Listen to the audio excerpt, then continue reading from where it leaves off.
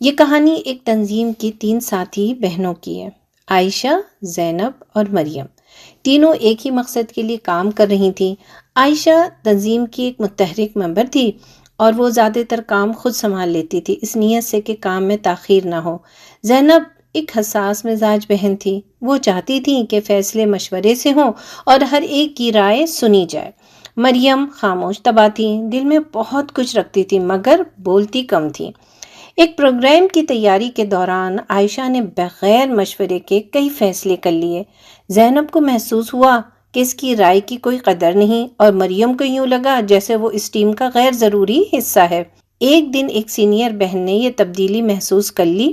اس نے تینوں کو الگ سے بیٹھایا اور صرف ایک بات کہی، ہم یہاں ایک دوسرے کو درست کرنے نہیں، ایک دوسرے کو تھامنے آئے ہیں۔ اس نشست میں پہلی بار سب نے دل کھول کر بات کی۔ زینب نے بغیر الزام کے اپنا دکھ بیان کیا۔ مریم نے ہمت کر کے کہا کہ وہ خود کو نظر انداز محسوس کرتی ہے، اور عائشہ نے اعتراف کیا کہ وہ اچھی نیت کے باوجود غلط طریقے کی وجہ سے یہ کر بیٹھی تھی۔ الجھن ذرا سی تھی۔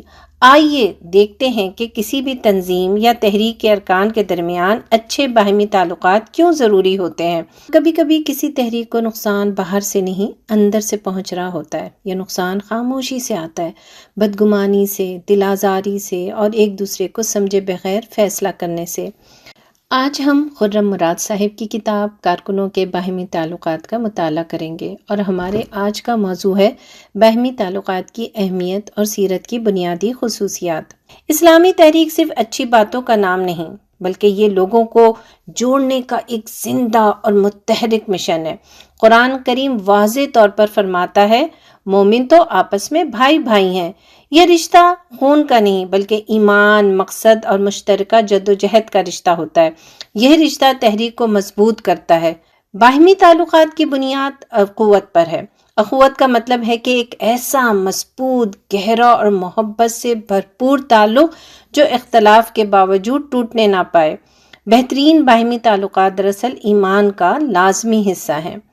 ایمان صرف دل کا یقین نہیں بلکہ وہ رویوں، تعلقات اور فیصلوں میں بھی نظر آنا چاہیے۔ انقلاب کبھی ایک فرد سے نہیں آتا، جب لوگ آپس میں جڑتے ہیں تو طاقت بڑھتی چلی جاتی ہے۔ قرآن ہمیں حکم دیتا ہے کہ سیسا پلائی ہوئی دیوار بن جاؤ، یعنی جب مقصد ایک اور نیک ہو تو تمام مسلمان منظم اور متحد ہوں تو یہی اجتماعی کامیابی کی بنیاد ہے۔ نبی کریم صلی اللہ علیہ وسلم نے فرمایا، اللہ کے نزدیک سب سے محبوب عمل اللہ کے لیے محبت کرنا اور اللہ ہی کے لیے دشمنی رکھنا ہے۔ جب تک ایک مسلمان کے دل میں یہ جذبہ پیدا نہیں ہوتا، اس کا ایمان کامل نہیں ہوتا۔ اچھی صحبت خوشبو کی مانند ہوتی ہے جو دل و دماغ کو تازگی بخشتی ہے، جبکہ بری صحبت دھوئیں کی طرح ایمان کو آلودہ کر دیتی ہے۔ ایمان کی اصل مٹھاس یہی ہے کہ دوستی اور محبت صرف اللہ کے لیے۔ قیامت کے دن تمام رشتے ٹوٹ جائیں گے سوائے متقیوں کی دوستی کے۔ اس لیے رسول اللہ صلی اللہ علیہ وسلم نے فرمایا، انسان قیامت کے دن اسی کے ساتھ ہوگا جس سے اس نے محبت کی۔ اسلام ہمیں تعلقات نبھانے کی مکمل تربیت دیتا ہے، جس کی بنیاد چند مضبوط صفات پر قائم ہے۔ سچا مومن وہ ہے جو اپنے بھائی کے لیے وہی پسند کرے جو اپنے لیے پسند کرتا ہے اور ہمیشہ اس کی بھلائی چاہتا ہے۔ اصرار، اپنی ضرورت پر دوسروں کو ترجیح دینا اور اپنے حصے سے کم پر راضی ہو جانا، اسی سے دل جڑتے ہیں اور اسی سے تحریکی اور دینی اجتماعیت زندہ رہتی ہے۔ اسلام ہمیں سکھاتا ہے کہ غصے اور خوشی دونوں حالتوں میں انصاف کو قائم رکھا جائے۔ ہر شخص کو اس کا حق بغیر کسی کمی بیشی کے دینا ہی عدل ہے، اور بدلہ لینے میں حد سے بڑھ جانا عدل نہیں رہتا۔ احسان عدل سے ایک درجے آگے کا مقام ہے۔ یہ تعلقات کی خوبصورتی ہے۔ جو توڑے اس سے جڑ جانا، جو محروم کرے اسے دینا، جو تکلیف دے اسے معاف کر دینا، یہی احسان ہے۔ مومن آپس میں ایک دوسرے کے لیے رحمت ہوتے ہیں۔ دل کی نرمی، لہجے کی مٹھاس اور رویے کی شفقت لوگوں کو قریب لاتی ہے۔ نبی کریم صلی اللہ علیہ وسلم نے فرمایا، جو نرمی سے محروم ہو گیا وہ بھلائی سے محروم ہو گیا۔ تم زمین والوں پر رحم کرو، آسمان والا تم پر رحم کرے گا۔